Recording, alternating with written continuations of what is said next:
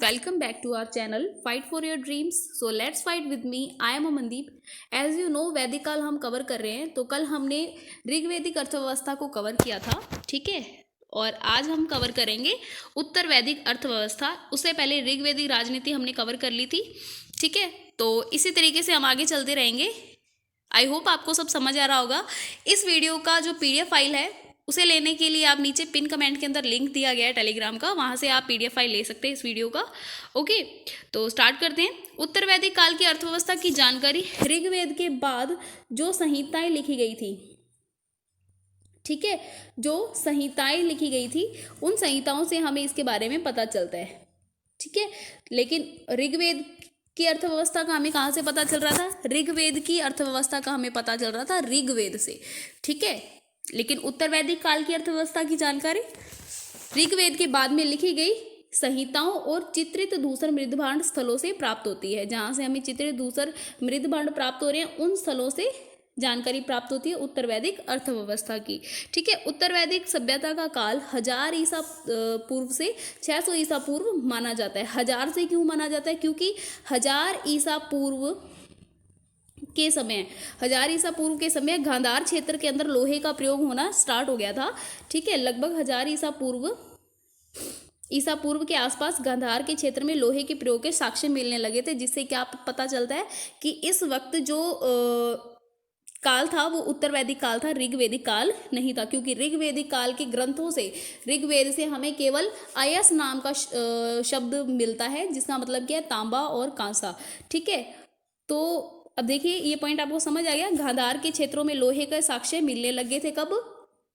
1000 ईसा पूर्व के समय में, ठीक है। तो उत्तर वैदिक काल का समय हुआ 1000 से 600 ईसा पूर्व। लेकिन पुरातात्विक अन्वेषण से क्या सिद्ध होता है कि लगभग इसी समय पश्चिम उत्तर प्रदेश, पूर्वी पंजाब और राजस्थान में लोहे का प्रयोग होने लग गया था। गांधार के क्षेत्रों में तो प्रयोग हो ही रहा था लोहे का, लेकिन पश्चिम में, उत्तर प्रदेश में और पूर्वी पंजाब में लोहे के क्षेत्र का प्रयोग होने लग गया था। ऋग्वेद के विपरीत उत्तर वैदिक ग्रंथों में श्याम अयस की चर्चा मिलने लगती है, ठीक है। देखो, ऋग्वेद में हमें अयस की चर्चा मिल रही थी। किसकी चर्चा मिल रही थी?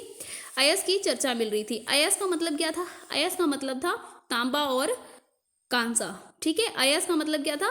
तांबा और कांसा। जबकि उत्तर वैदिक के ग्रंथों में हमें मिल रही है श्याम अयस की चर्चा मिल रही है। श्याम अयस का मतलब लोहा। सभी स्रोत इस बात की पुष्टि करते हैं कि आर्यों ने अब स्थायी जीवन जीना शुरू कर दिया था, ठीक है। जबकि ऋग्वेद के लोग थे वो स्थायी जीवन नहीं जीते थे, घुमंतु जीवन जीते थे वो, ठीक है। उत्तर वैदिक स्थलों से खुदाई में कृषि संबंधी लोह उपकरण की सीमित मात्रा में हमें कृषि उपकरण मिले हैं। देखिए, अगर हम बात कर रहे हैं कि लोहा हमें बहुत ज़्यादा मिला है, लोहे की स्टार्टिंग हो गई थी, तो लोहे का प्रयोग किस लिए कर रहे थे? इसलिए नहीं, केवल कृषि के क्षेत्र में इन्होंने प्रयोग नहीं किया है, कृषि के क्षेत्र में बहुत कम प्रयोग किया है लोहे का उत्तर वैदिक कालीन जो आर्य थे उन लोगों ने। उत्तर वैदिक स्थलों से खुदाई में कृषि संबंधी लोह उपकरण सीमित मात्रा में प्राप्त हुए हैं, परंतु साहित्यिक साक्ष्यों से स्पष्ट है कि इस काल में जीविका के मुख्य साधनों में कृषि को स्थान मिलने लगा था। देखिए, हमने जब ऋग्वेद पढ़ा था उस वक्त हमें पता है कि लोगों का जो जीवन था उसके अंदर मुख्य साधन क्या थी? पशुपालन था। लेकिन अब क्या था? कृषि को स्थान मिलने लग गया था। कृषि अब क्या हो गई थी? विकसित होने लग गई थी। शतपथ ब्राह्मण है, ठीक है, ग्रंथ है। इसमें कृषि के चारों क्रियाओं की हमें चर्चा मिलती है, जैसे जुताई, बुआई, कटाई और मड़ाई, इन सब का उल्लेख मिलता है, ठीक है। जैसे, और इन ग्रंथों में हमें क्या पता चल रहा है? 6, 8 और 12, यहाँ तक कि 24 बैलों द्वारा खींचे जाने वाले हल के बारे में भी जानकारी मिल रही है। तो इससे क्या पता चलता है कि लोगों ने कृषि की तरफ अपना मूड चेंज कर लिया था कि अब पशुपालन के साथ साथ में कृषि को भी क्या करना पड़ेगा? प्रोत्साहन देना पड़ेगा। तो ये लोग अब क्या करने लगे थे? कृषि करने लग गए थे। तो कृषि का साक्ष्य हमें किससे पता चल रहा है? जो शतपथ ब्राह्मण है, शतपथ नामक ब्राह्मण ग्रंथ जो है, उससे हमें पता चलता है कृषि के चारों क्रियाओं का, ठीक है। उसके अलावा कुछ वैदिक ग्रंथ ऐसे हैं जिसके अंदर कितने बैल? 6, 8 और 12, जबकि कुछ तो 24 बलों के द्वारा खींचे जाने हल का भी उल्लेख करते हैं, ठीक है। तो ये हल बने किसे होते थे? लोहे का काल है, लेकिन हल बन रहे हैं लकड़ी के, हलों का जो फाल होते थे वो लकड़ी से बनाए होते थे, ना कि लोहे से बनाए होते थे। तो ये लोहे का यूज़ कहाँ हो रहा था ये हम समझेंगे आगे चलकर, ठीक है।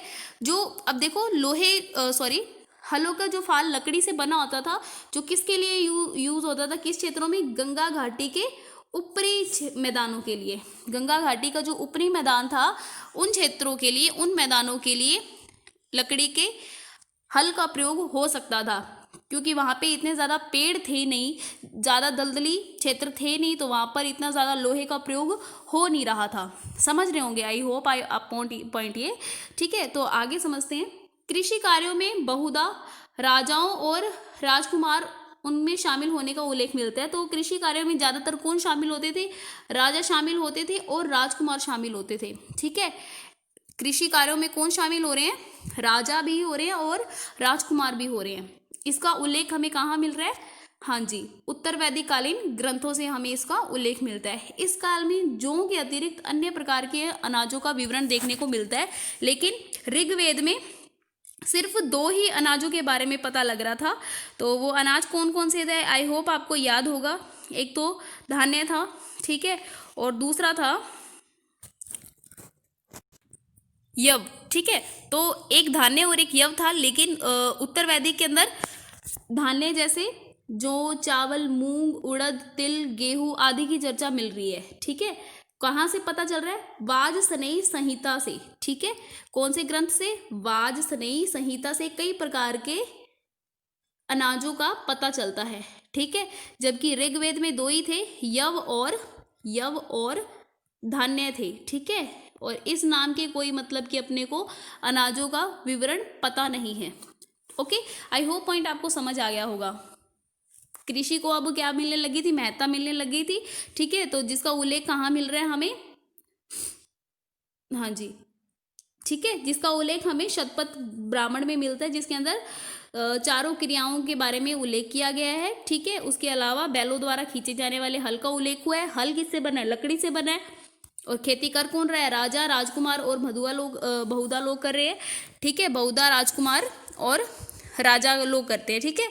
इस काल में जौ के अलावा और भी बहुत कुछ मतलब अनाजों का विवरण मिलता है, जैसे जौ, चावल, मूंग, उड़द, तिल, गेहूं, इन सब की चर्चा भी हमें मिल रही है वाजसनेयी संहिता से। आई होप पॉइंट समझ आ गया होगा।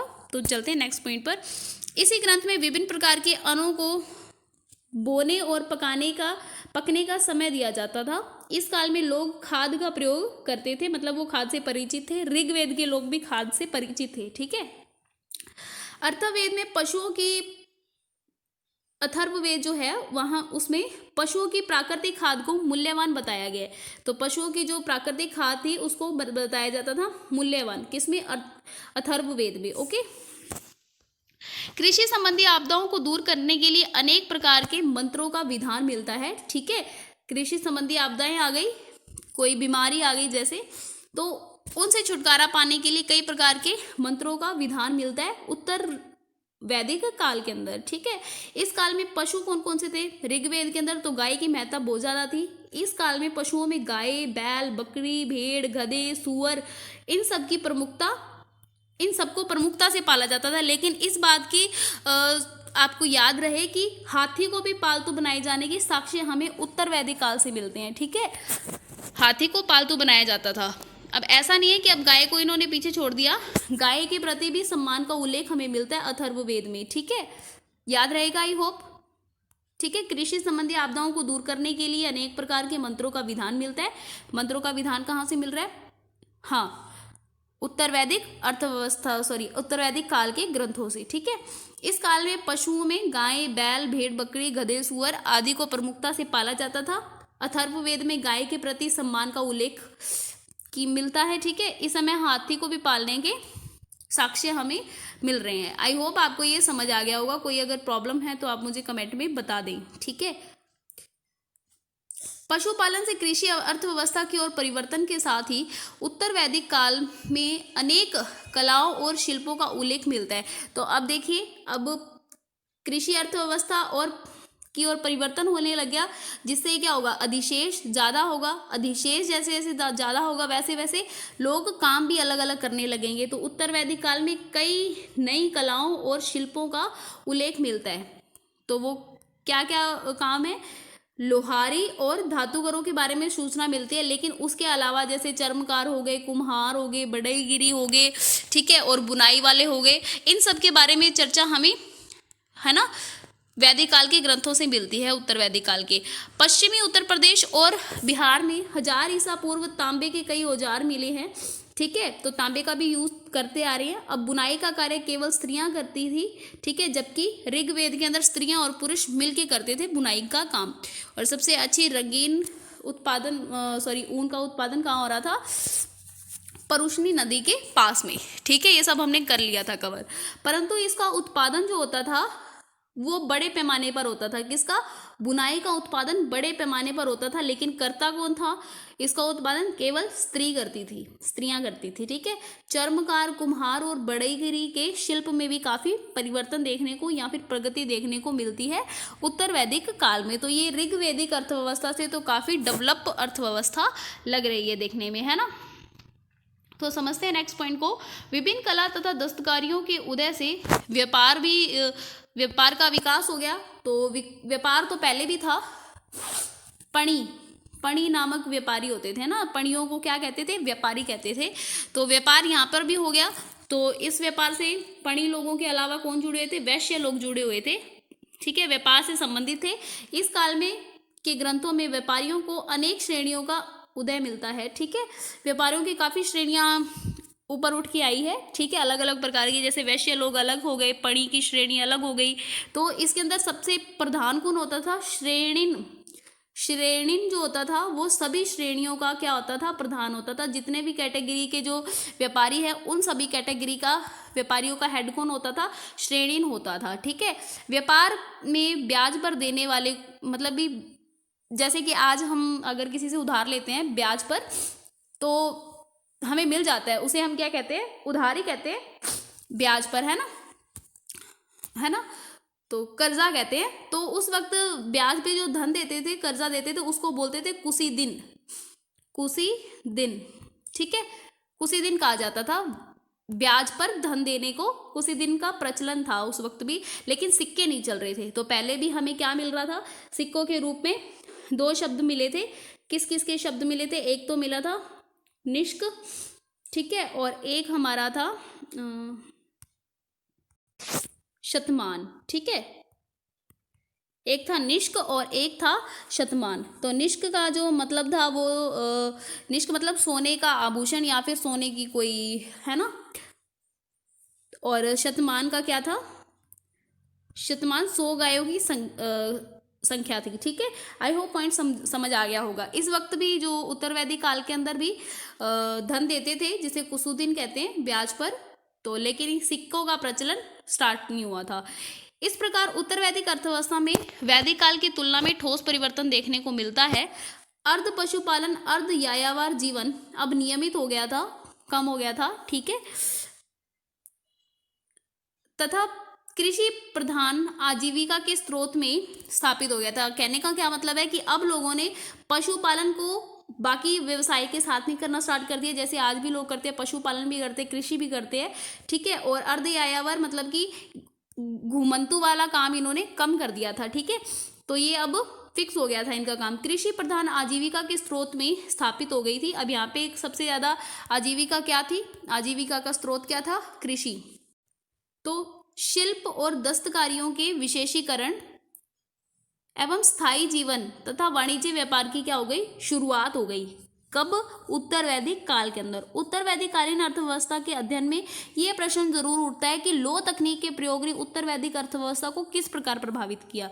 तो लोहे का युग है और लोहे की बात अभी तक हुई नहीं है, तो ये लोहे का यूज हो कहाँ रहा था। ऐसा समझा जाता है कि लोगों ने नोक वाले हल और कुदाल में कृषि यंत्रों की क्षमता को बढ़ाया, जिसके परिणाम स्वरूप कृषि गतिविधियों में फैलाव हो गया। नोक वाले हल लेकिन लकड़ी के, ठीक है, कुदाल में कृषि यंत्रों की क्षमता को बढ़ा लिया, जो कृषि यंत्र थे उनको अच्छा बना लिया, डेवलप कर लिया, तो जिससे क्या हो गया, कृषि गतिविधियों में फैलाव होना शुरू हो गया। इस आधार पर विद्वानों का मत क्या है कि लोहे के प्रयोग ने कृषि अर्थव्यवस्था को विकसित करने में योगदान दिया है। कहते हैं, विद्वान कहते हैं कि लोहे की वजह से कृषि उत्पादन के अंदर अधिशेष ज़्यादा होने लग गया या कृषि का उत्पादन ज़्यादा होने लग गया। लेकिन हमें उत्तर वैदिक कालीन काल के कोई जो स्थल हैं उन स्थलों से हमें कोई लोहे के कृषि के अंदर लोहे की कोई भूमिका नहीं मिलती है। मतलब कि हमें कोई लोहे से निर्मित कृषि से रिलेटेड कोई भी यंत्र नहीं मिलते हैं, ठीक है ना। कृषि अर्थव्यवस्था को विकसित करने में किसने योगदान दिया है? लोहे ने दिया। फिर भी इस तथ्य से हम भली भांति परिचित है कि उत्तर वैदिक काल में कृषि में लोहे की प्रयोग की भूमिका नहीं थी, लोहे का प्रयोग नहीं होता था, ठीक है। फिर भी इस तथ्य बिहार में लोहे का खनन का कार्य बड़े स्तर पर नहीं किया जाता था, ठीक है। बिहार में लोहे के खनन का कार्य उत्तर वैदिक काल के समय बड़े स्तर पर नहीं किया जाता था, तथा लोहा पिघलाने की तकनीक भी इतनी ज़्यादा, क्योंकि अब लोहा निकाल लिया उन्होंने तो लोहा ऐसा तो है नहीं कि वो अपने आप पिघल जाएगा, तो उनके पास तकनीक नहीं थी। लोहा पिघलाने की तकनीक भी काफ़ी ज़्यादा हद तक विकसित नहीं थी। उन्होंने मुख्य रूप से नुकीले लोहे के तीर, नुकीले जो तीखे भाले आदि हथियारों की प्रमुखता मिलती है, ठीक है। तीखे लोहे के तीर और भाले, इन सब हथियारों की हमें क्या मिल रही है? प्रमुखता मिल रही है। तो हमें क्या मिल रहा है उत्खनन से? हंसिया मिल रहा है, कुदाल और कुल्हाड़ी मिल रही है, ठीक है, पर बहुत कम मिल रही है। हंसिया, कुदाल और कुल्हाड़ी बहुत कम संख्या में प्राप्त हुई है लोहे की। यद्यपि जखेड़ा एक जगह है जहां से हल का साक्ष्य मिलता है, लोहे के हल का। तथापि इस युग के ये जो जखेड़ा है, जखेड़ा जो है जगह, ये उत्तर वैदिक काल की अंतिम जगह है, ठीक है। मतलब कि उत्तर वैदिक काल जब समाप्त होने लगा था तब वहाँ पर जब जाके लोग बसने लगे थे, ठीक है। इस प्रकार के उत्खनन से लगता है कि लोहे का प्रयोग हथियार बनाने तक ही सीमित था, ठीक है। तो लोहे का प्रयोग क्या करते थे? हथियार बनाने के लिए यूज़ करते थे। लोहे के प्रयोग में सबसे पहले 6 शताब्दी ईसा पूर्व के उत्तरार्ध तक कृषि तकनीक को तब तक प्रभावित नहीं किया, कृषि को तब तक प्रभावित नहीं किया जब तक गंगा घाटी की दलदली और अन्य वनों को वनों को खेती के लिए साफ नहीं कर लिया गया। तो क्या कहने का मतलब है कि लोहे ने कृषि को तब तक प्रभावित नहीं किया जब तक गंगा घाटी की दलदली और वनों को खेती के लिए काटे जाने की जरूरत नहीं पड़ी, ठीक है। वनों को काटने की जरूरत नहीं पड़ी तब तक लोहे ने कोई काम नहीं किया, ठीक है। लोहा कब काम करेगा? जब कुछ काटना होगा, वनों को सफाया करना होगा वनों का, उस वक्त लोहे का प्रयोग होगा और उस वक्त खेती भी प्रभावित होगी लोहे से। तो यही कहने की बात कोशिश कर रहे हैं। इस तरह लोहे के नुकीले हथियार, घोड़े वाले रथ और नुकीले हथियार यानी जो तीर वगैरह थे, भाले वगैरह थे, ठीक है, उन्होंने और घोड़े वाले रथों ने सैनिक कार्यों में अपनी महत्वपूर्ण भूमिका निभाई थी। इस युग में सैनिक कार्यों में इसका प्रयोग होता था, किसका? लोहे का, जिसकी चर्चा महाभारत में विस्तृत रूप पे मिलती है। तो महाभारत के अंदर जो जो हथियार यूज हुए थे वो किससे बने हुए थे? लोहे से बने हुए थे, ठीक है, लोह निर्मित थे। लेकिन जीवन जीने के लिए जो कार्य होते थे वहाँ पर लोहे की भूमिका बहुत कम थी। आई होप आपको आज का लेक्चर अच्छे से समझ आया होगा। इस लेक्चर की PDF फाइल लेने के लिए आप हमारे टेलीग्राम चैनल से जुड़ सकते हैं, जिसका लिंक पिन कमेंट के अंदर दे दिया गया है। तो thanks for watching, bye, take care, जय हिंद।